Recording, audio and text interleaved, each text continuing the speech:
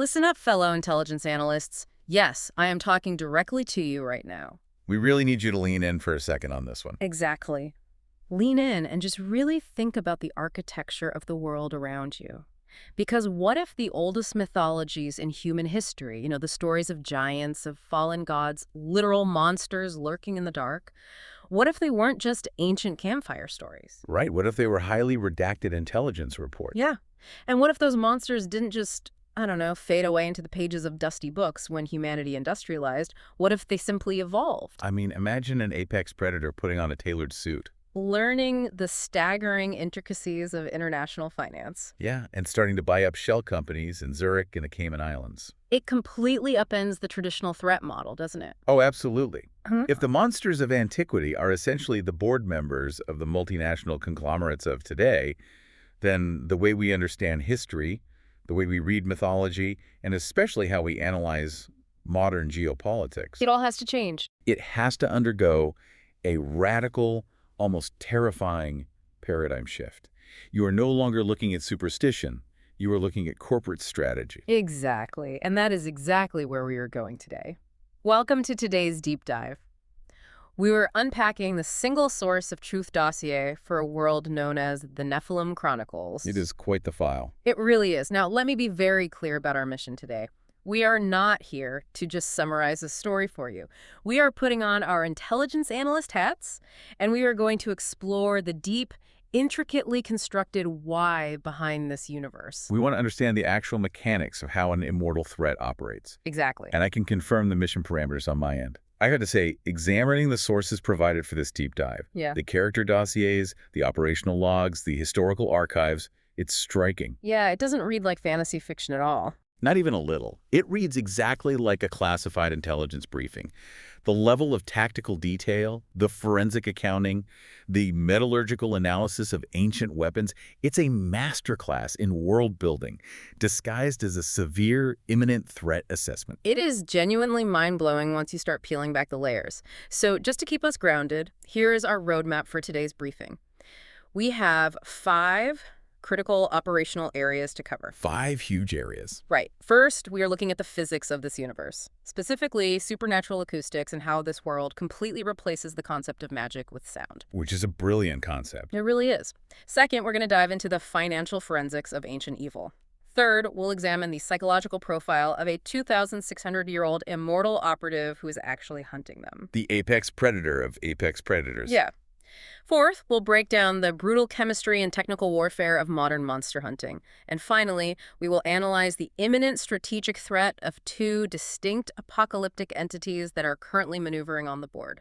It is a massive amount of ground to cover, but every single piece is interconnected. Yeah. I mean, you cannot understand the endgame without understanding the ancient physics that set it all in motion. Okay, let's unpack this, starting right there with the physics. Because reading through this dossier, the very first thing that struck me was the foundational rule of this universe. There is no magic. Exactly. There is no magic. No one is waving a wand and saying a magic word to make sparks fly. It's all physics. But a very specific branch of it? Right, acoustic engineering. Yeah. Can you walk us through how that actually works? Of course. So to understand the threat in this world, you have to understand the technology of the threat.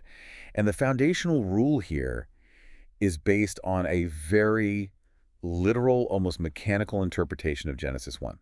Okay, the creation account. Yeah. Think about the text. God spoke creation into being.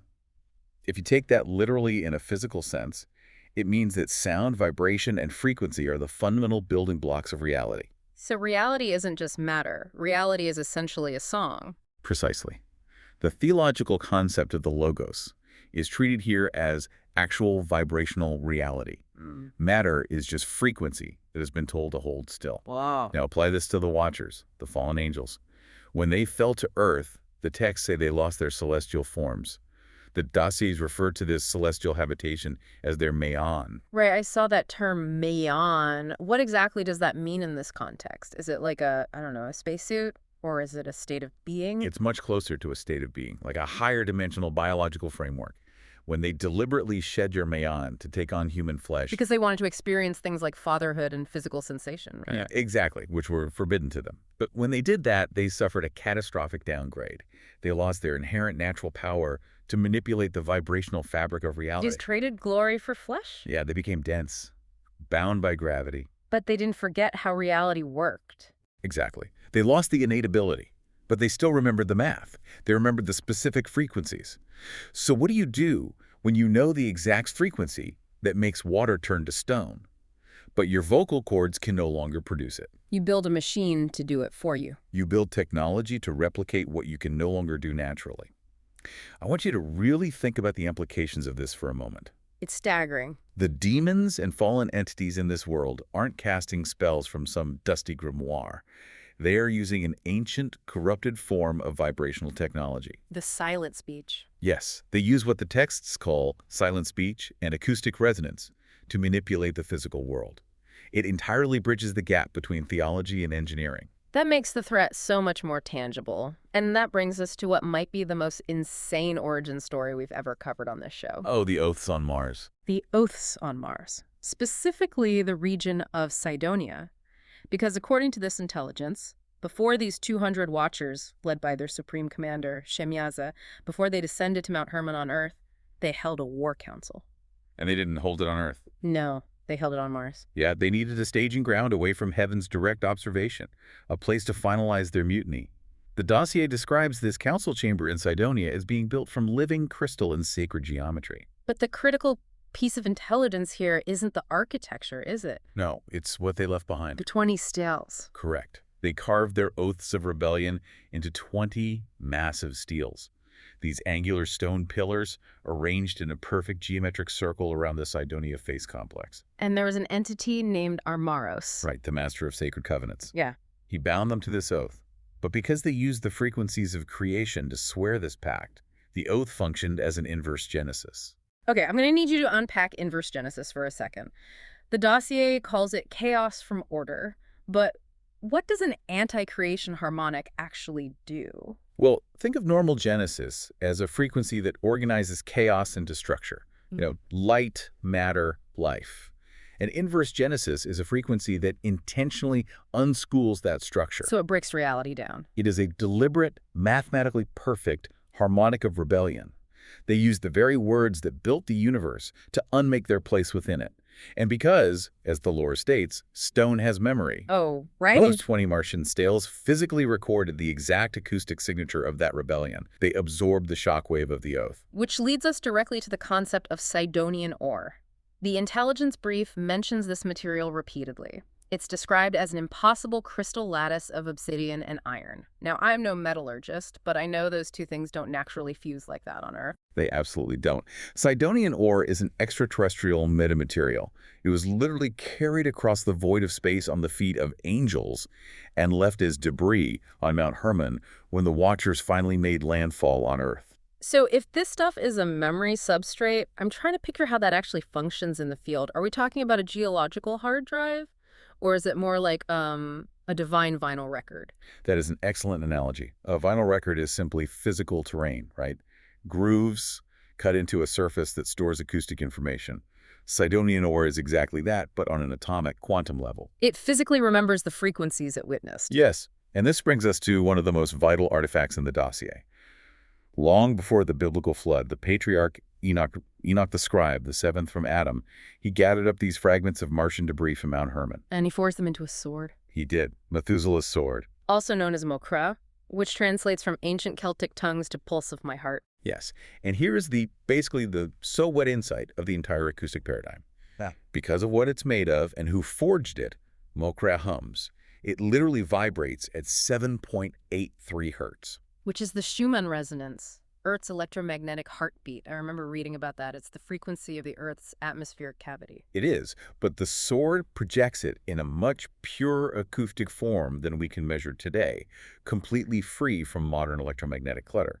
The sword doesn't just produce the creation frequency, it is the creation frequency manifested in physical form. Wow. And this leads to a profound realization about why humanity is losing this hidden war. Human technology is almost entirely electromagnetic. We convert sound to electricity, beam it through the air, and convert it back to sound. But Watcher technology is purely acoustic. Oh, I see. So the reason modern humans can't interface with Watcher artifacts or even detect them on standard sensors is that we are speaking the wrong language. We are essentially trying to play a vinyl record on a CD player. Precisely. The analog to digital conversion degrades the sacred signal. Electromagnetic fields cannot process pure creation acoustics. What's fascinating here is how this all comes together in a terrifying modern application with a character in the dossier named Brennan McNeve. Right, Brennan. From what I gather, Brennan is an aerospace genius, a descendant of an ancient bloodline, and he leads a classified mission to Mars. And his rovers actually find it. They photograph these 20 steels in Cydonia. They do, but Brennan runs into the exact technological wall we just discussed. He pulls the data, but he can't get the audio signature of the steels to play using normal electromagnetic laboratory speakers. The synthesis isn't pure enough. Exactly. It's not pure enough to translate the rock's memory into human hearing. So he improvises. He has a tiny sample of actual Cydonian ore that was excavated from Mount Hermon here on Earth by a dark network. He grinds it up, mixes it into a polymer matrix, and uses a 3D printer to create a composite replica of Steel 7 right there in his underground lab in Austin, Texas. It's a brilliant, highly dangerous piece of reverse engineering. Yeah. But he still needs a way to play it. And they don't use a speaker. They use the sword. They use Chrá. Yeah. They managed to record the sword's pure 7.83 hertz creation harmonic, and they drive it physically into the 3D printed replica, and the stone itself begins to sing. The Cydonian ore in the plastic vibrates in sympathy. And after 5,000 years of dead silence, they hear the recorded voice of the fallen angel Shemyaza echoing in a modern laboratory. It's one of the most chilling operational logs in the entire file. The voice says, "I am Shemyaza, he who sees the name." Just incredible. It is a perfect, undeniable demonstration of the acoustic paradigm in action. The applied frequency literally opens a door that modern physics says should remain firmly closed. I am still trying to wrap my head around hearing a 5,000-year-old demon's voice coming out of a 3D printed rock. But as terrifying as that ancient physics is, we have to look at how this ancient rebellion actually manifests day to day in the 21st century. We do. Because if I'm an immortal demon looking to control the world today, I'm not standing on a battlefield swinging a bronze sword. I'm using a bank. That is the crucial pivot. The monsters didn't vanish, they incorporated. They traded the battlefield for the boardroom. So let's follow that trail. Let's transition our focus from the ancient sands of Mars to the glass and steel financial districts of Europe. Let's talk about the forensic investigation of evil and introduce you to Miriam Ashford. Miriam is a fascinating subject for psychological analysis. She is a 29-year-old financial analyst, British-Israeli. She is hypervigilant, highly trained, and carrying a level of complex trauma that most human beings simply could not comprehend without breaking. Let's give some context to that trauma. 12 years ago, when Miriam was just 17, her mother, Victoria, was murdered. Brutally murdered. Yeah. Now, Victoria wasn't just anybody. She was a Cambridge-educated, absolute legend in international finance, a ruthless, brilliant operator. She thought she was working for a highly prestigious, fiercely private investment consortium. And she was too good at her job. Way too good.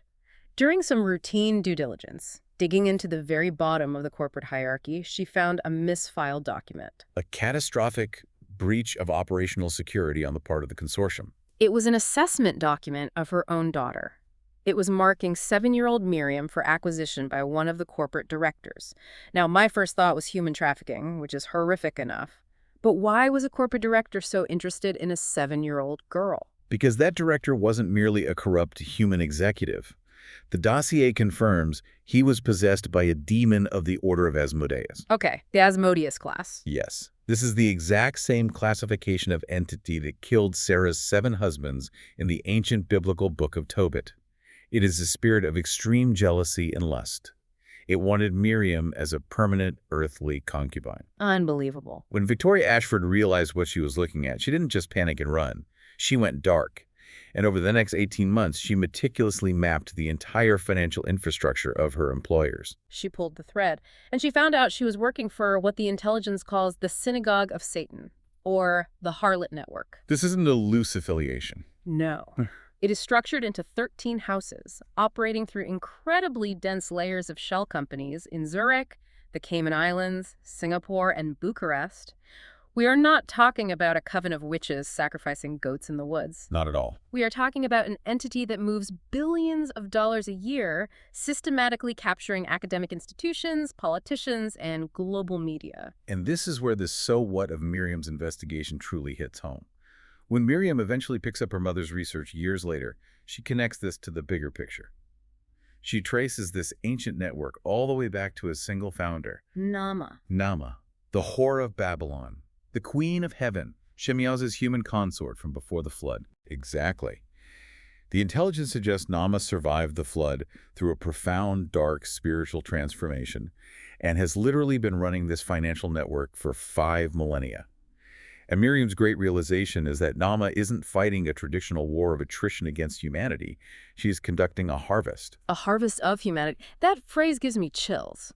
Break down what agricultural evil actually looks like. Well, think about it from the perspective of an immortal. You have all the time in the world. You don't need to conquer a city by force if you can buy its debt. Right. The harlot network uses the global banking system, institutional capture, and mass surveillance to literally farm human corruption. They patiently track specific bloodlines. They suppress righteous families by denying them loans or ruining their businesses. They elevate corrupt individuals into positions of power. Yes. They are managing the human race like a crop, cultivating misery and sin over millennia to feed the spiritual entities they serve. That is just staggering. Just the idea of 5,000 years of compound interest. So Victoria Ashford sees all this. She builds this massive encrypted file, essentially a financial weapon of mass destruction on a flash drive, hands it to 17-year-old Miriam in the middle of the night, and tells her to run. And then the synagogue's assassins hit the house. Led by an ancient, terrifying vampire operative named Varkalak. They kill Victoria. But there is a chilling detail in the operational log. Their contract specifically stated, "Do not harm the daughter." Which brings us back to the Asmodeus-class demons claim. When the director originally marked Miriam, dark rituals were performed in the spiritual realm to claim her. However, the demon has a massive problem. It cannot possess her. Why not? If it's this ancient, powerful entity, what's stopping it? Acoustics. We go back to the physics. Victoria's dying prayers for her daughter, combined with the deep, generational faith of Miriam's grandmother, who rigorously made Miriam memorize ancient Shabbat prayers, created an acoustic shield. A literal shield of sound. It is a literal spiritual barrier of harmonic frequency that the demon cannot breach. So instead of possessing her, this ancient demon has to operate like a twisted, supernatural stalker. It follows her in the shadows, and its modus operandi is to violently, gruesomely destroy any man who tries to protect her or get close to her. It's isolating her. Waiting patiently for the moment it can finally break her will and deliver her to its earthly vessel. It is a horrific psychological burden. It forces Miriam into over a decade of running. But what is so compelling, so incredibly impressive about Miriam's counter-espionage strategy is how she responds. She doesn't respond to monsters by buying silver bullets or carrying wooden stakes. No, she hunts their money. She builds 7 completely backstopped false identities. We are talking ironclad passports, Swiss bank accounts, deep social media histories. She trains intensely in Krav Maga, counter-surveillance, and secure communications. And she sits in the dark, sifting through the financial strata of a 4,000-year-old multinational evil corporation. She maps the shell companies routing funds through Belfast, and she connects them to obscure facility maintenance payments in the Carpathian Mountains for a client known only as Dominal. Just imagine being in her shoes for a second. Imagine dedicating your entire youth to tracking the faceless executives who ordered your mother's death. You spend years following corporate ownership chains, peeling back layer after layer of shell corporations, only to realize their oldest surviving bank account was opened in Wallachia in the year 1314. I can't even fathom it. How do you process an enemy whose original seed capital came from the Medici banks, or plundered Templar gold, or ancient Babylonian trade routes? You are fighting an enemy that literally owns the board you are playing on. You don't fight them conventionally. You find someone who has been playing the game longer than they have. Which brings us to our third major area of intelligence. The psychological profile of the man Miriam ultimately joins forces with. If you are going up against a 4,000-year-old conglomerate, you need the apex predator. Enter Sir Cian Mac Morna, the immortal guardian. Cian is arguably the most complex asset in the entire dossier. To understand his operational capacity, you have to look at his vital statistics. Born in 611 BCE in Ireland, commissioned by the biblical prophet Jeremiah in 586 BCE. Biologically, if you were to look at him, he appears to be around 28 to 30 years old. Chronologically, he is 2,636 years old. Right. Wait, if he was born in 611 BCE, how is he aging? What's the ratio? He ages 1 biological year for every 1,000 chronological years. Because he carries Chrá, the sword of Methuselah. The creation frequency of the sword essentially locks his cellular structure in place. Exactly. But the why behind Cian is just as fascinating as his longevity. Yeah. He isn't just some random Celtic warrior who stumbled across a magic sword. The dossier specifically highlights his lineage. He is a Mishorite. Yes, that detail is vital. He is descended from Machir, the firstborn son of Manasseh, who was the son of Joseph. In the biblical narrative, Machir was a man of war. His descendants were the ones who conquered the giant kingdoms of Bashan, the last strongholds of the Rephaim. So it's genetic. Cian's bloodline carries the genetic and spiritual authority of the original Israelite giant slayers. He is biologically and spiritually engineered to fight the Nephilim. The sword doesn't just tolerate him, it recognizes his bloodline's authority. But I want to pause and really look at the emotional weight of living for 26 centuries. I mean, I complain when my back hurts after a 4-hour flight. I cannot fathom the psychological weight of this. The dossier outlines the toll in stark terms. Cian has buried 4 wives. His most recent wife, Siobhan, died around 1170 CE. Let that sink in. He has gone 850 years refusing to love anyone, refusing to start a family, because he simply cannot bear to watch someone else age and turn to dust while he remains completely unchanged. And during that time, he hasn't been sitting on a mountain meditating. He's amassed over 50,000 supernatural kills. 50,000. That is a river of blood. And to survive that long against enemies who never sleep, he has developed what the intelligence brief calls professional paranoia. He is a master of tradecraft. He maintains 3 or 4 active, highly funded identities simultaneously. He uses advanced aging prosthetics to appear older to his neighbors, right? Yeah, and every few decades he orchestrates his own death just so he can inherit his own vast wealth through dummy trusts. And he strictly avoids high surveillance environments. He has successfully transitioned from a warrior in the ancient world who relied on direct personal combat to an operative in the modern world who relies on surgical strikes and misdirection. But my absolute favorite detail in this entire psychological profile is his personality. He is not a stoic, silent monk. The dossier explicitly states he is constitutionally incapable of following orders he disagrees with. He's incredibly stubborn. He has this dark, incredibly dry, sarcastic humor, and he constantly, endlessly bickers with his guardian angel, Raphael, or as Cian calls him in Irish, Lile, which means healer. The dynamic between Cian and Raphael is deeply layered, and it reveals a lot about the hierarchy of this universe. Raphael is not just a mid-level guardian angel. He's one of the 7 archangels who stand directly before the throne of glory. Yet, he travels with Cian under a strict set of operational rules. Like what? Why doesn't the archangel just smite everything for him? Because of the ban. Raphael is prevented from intervening against mortal humans, regardless of how evil they are. He can only engage supernatural threats. Furthermore, he is completely unavailable during what are called Tamid hours.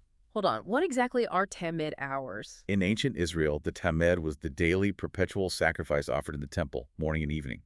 In the spiritual realm, these are the hours of heavenly liturgy. During these times, Raphael must stand before the throne. He cannot be on earth protecting Cian. And there's a final failsafe, too, isn't there? Yes, if Cian ever learns Raphael's true celestial name, direct communication between them ends forever. The rules of engagement are absolute. And Raphael has to speak in this mandatory all-acquiesce imperial register, using thee and thou, an incredibly formal, overwhelming, archaic language. It must be like having a thunderstorm talking inside your head. Truly. But as funny as their bickering is, there's a profound tragedy to Raphael's role here, isn't there?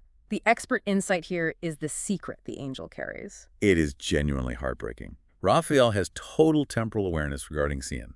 He knows Cian's endgame fate. He knows that Cian's ultimate ordained purpose is to serve as the guardian of the 2 witnesses, the prophets Enoch and Elijah, during their 12,260-day ministry in Jerusalem during the future tribulation. Which means Raphael knows how the story ends. Yes. Raphael knows Cian will watch the beast kill the prophets. He knows Cian will stand alone, guarding their dead bodies in the streets of Jerusalem for 3.5 days while the entire world mocks him. And he knows Cian will ultimately fall in combat protecting them, only to be resurrected at the last trump. And Raphael has to guide this stubborn, grieving, sarcastic Celtic warrior toward this agonizing, inevitable fate for 26 centuries without ever telling him. That is a devastating burden for the angel. As Raphael says to the sword in one of the logs, I watch him suffer, knowing greater suffering cometh. I guide him through small trials, knowing the ultimate trial awaiteth. Speaking of the sword, we must discuss Chrá. The sword is essentially the third member of this partnership. Forged by Enoch before the flood from that Martian Cydonia ore, it has been with Cian for his entire impossibly long life. Here's where it gets really interesting. The sword is sentient. It's not just a sharp piece of metal. It has moods. It communicates with Cian through harmonic resonance and physical vibrations. The dossier says it sings in battle with absolute terrifying bloodlust, and then it turns around and hums gentle lullabies to comfort Cian's adopted family members. And sometimes it just sulks. Yeah, it just sulks and refuses to cooperate if it feels slighted. It's a fascinating anthropomorphism of a weapon. The intelligence notes that the sword internally considers Cian the absolute finest monster slayer since Methuselah himself, but she is far too petty and proud to ever actually admit that to him. I love that. It adds such a humanizing, unique dimension to his arsenal. But let's be realistic. When you are transitioning from a Bronze Age warrior to a 21st century operative, you cannot rely solely on a 5,000-year-old sulking sword, no matter how pure its creation harmonic is. You have to adapt. The enemy has automatic weapons and thermal drones. You need to level up. Exactly. Which leads us perfectly into the fourth operational area, technical warfare, because Cian's combat doctrine is a masterclass in adaptation. Let's talk about how you actually hunt vampires and ghouls in the 21st century, because Cian's combat style is now a seamless hybrid of ancient acoustic artifacts and high-tech, highly lethal surgical chemical warfare. Let's break down the countermeasures outlined in the files. We have the Morna 7 system, which is a localized chemical delivery mechanism that Cian successfully field-tested on a pack of 43 ghouls in Moldova. We also have area denial weapons like halogen rain and bone de-dry charges, which he utilizes specifically for clearing subterranean tunnel systems, like the catacombs beneath Dunluce Castle in Ireland when they assault the vampire Farkalok's stronghold. And the prompt data also mentions Tintrich piezoelectric ammunition and 4-ton cryo grenades.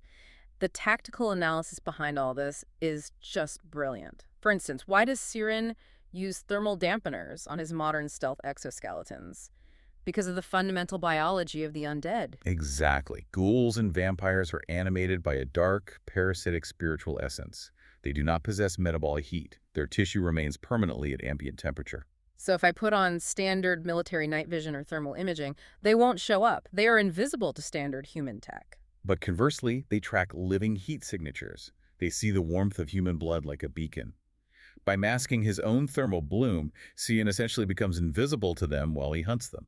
It's the rigorous application of physical science to supernatural threats.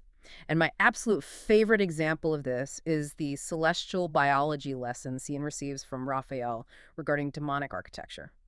Raphael explains that certain supernatural entities, specifically some high-level Nephilim-derived beings, manifest physically using structures built on silicon-oxygen bonds. Wait, silicon-oxygen bonds, like quartz or amethyst or citrine? Yes. Crystalline biological structures. So what does Cian do? He doesn't go searching for a magic spell to banish them. He goes to a chemistry textbook. He looks for a compound that aggressively destroys silicon-oxygen bonds. And he settles on fluoroantimonic acid, the strongest superacid known to humanity. He weaponizes it, and it dissolves these crystalline entities with devastating, horrifying efficiency. He is literally using reaction stoichiometry to fight demons. It is brilliant. And we must also look at the theological effectiveness of his chemical choices.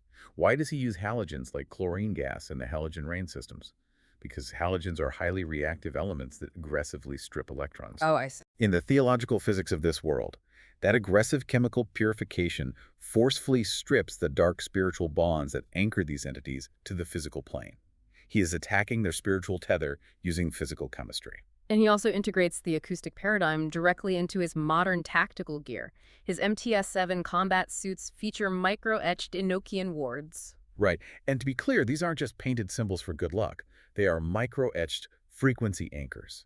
The physical shape of the ward produces a localized harmonic that aggressively disrupts the acoustic detection capabilities of demonic and undead entities. We call it acoustic impedance. So to supernatural eyes, Cian doesn't look like a man in a suit. He just looks like a visual smear of static, a wrongness in the air that their brains cannot process. Notice how this bridges the gap between theology and chemistry.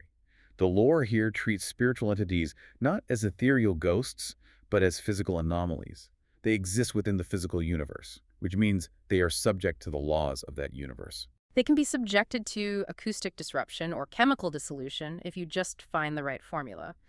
The halogens, the fluorantimonic acid, the tin-treach piezoelectric rounds, the Cydonian ore, it's all applied science against ancient corruption. It grounds the world incredibly well. But all of this tactical gear, all of this intense financial mapping by Miriam, it is all leading toward a massive, unavoidable collision. The clock is ticking down, and that brings us to our final section, the imminent strategic threat of two distinct apocalyptic entities, Azazel and Oyah. This is the endgame. This is the grand strategy of the synagogue of Satan that Miriam has been tracking. Let's outline the apocalyptic hierarchy based on the intelligence dossier so we know exactly who is in charge. At the very top, you have Satan, the dragon, who empowers a figure known as the Beast. The beast in this narrative is Oyah. And Oyah is the one who commands the vast Nephilim demon army. Let's break down the threat profile of Oyah first. Oyah is a crown prince of the Nephilim. He is a first-generation Watcher-human hybrid, the direct son of the supreme commander Shemiaza. The dossier confirms his Greek mythological identity is Apollo, and his apocalyptic biblical identity is Apollyon the Destroyer. Before the flood, he possessed immense physical power and terrifying prophetic dreams. But his physical body was destroyed in the flood. Yeah, Riss. But his spirit survived. He became the undisputed king of the Nephilim spirits that are currently bound in the abyss. His ultimate driving goal is to ascend from the abyss and possess a human vessel. The ancient texts suggest he actually achieved this once before, post-flood, by possessing the ancient king Nimrod to build the Tower of Babel. And his plan is to do it again as the Antichrist. But Oyah is currently locked in the abyss. He can't get out on his own. So who is running the ground operations on Earth to prepare for his return? That introduces the imminent, immediate threat, Azazel. If we connect this to the bigger picture, we have to look very closely at the prisons of the fallen. They are not all in the same place. The 200 original Watchers, including Shemiaza, are bound in the abyss, or Tartarus. Oyah and 90% of the Nephilim spirits are also in the abyss. But Azazel is different. Azazel is designated as the false prophet of Revelation. He is a Nephilim, the son of the Watcher Gadriel, but he is imprisoned completely separately from the rest of his kind. He is in a place called Dudael, and the dossier drops a massive bombshell regarding Dudael. It confirms the location is in Antarctica. Azazel is the dark genius of this mythos. Before the flood, he was the one who taught humanity the arts of war metallurgy for forging swords and shields, as well as the arts of seduction and pharmagia, sorcery and drugs.